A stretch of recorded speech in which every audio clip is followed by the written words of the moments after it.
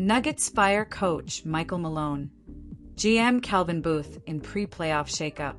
The Denver Nuggets fired coach Michael Malone and general manager Calvin Booth on Tuesday in a surprise move with 3 games left in the NBA regular season. Assistant coach David Adelman will take over as interim coach, the team said. No other members of the coaching staff or front office were fired, team sources said. This decision was not made lightly and was evaluated very carefully, and we do it only with the intention of giving our group the best chance at competing for the 2025 NBA championship and delivering another title to Denver and our fans everywhere.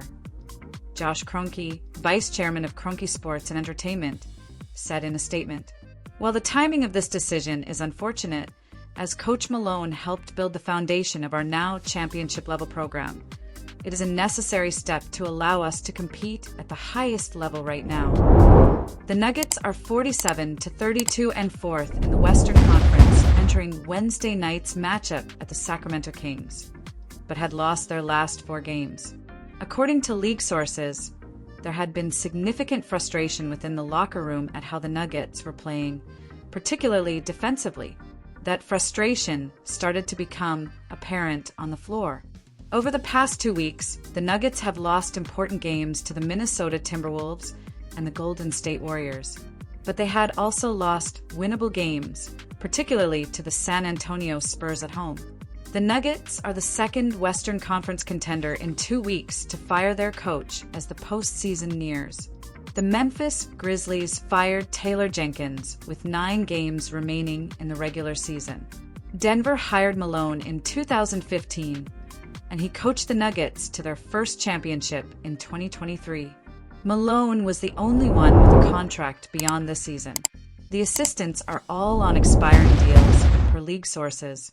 Before his dismissal, Malone was the 4th longest tenured coach, trailing only Greg Popovich of the San Antonio Spurs, Eric Spoelstra of the Miami Heat, and Steve Kerr of the Golden State Warriors. Malone and Booth had been at odds over everything from roster construction to the way players were used, creating tension that started to bleed into the rest of the organization. Booth wanted Malone to use younger players that he drafted and wanted Malone to stray away from using veterans for so many minutes. Jalen Pickett is a good example of this, according to league sources. Booth was dismayed that Malone went with Russell Westbrook over Pickett down the stretch of multiple games last week. On a macro level, Booth and Malone disagreed on several things. Booth was in the last year of his contract, per league sources. He came close to signing an extension earlier this season, but the offer was later pulled by Kroenke. I am greatly appreciative of the opportunity, Booth told The Athletic. I don't have any regrets. I did my job to the best of my ability. Booth was instrumental in the construction of Denver's 2023 title team, but his moves were also a source of frustration among the Nuggets fan base. He gave Zeke Naji a hefty 4-year deal, and Malone has barely used him in his rotation, if at all. Booth brought in Dario Saric this past offseason via free agency, and Saric fell out of favor with Malone before December.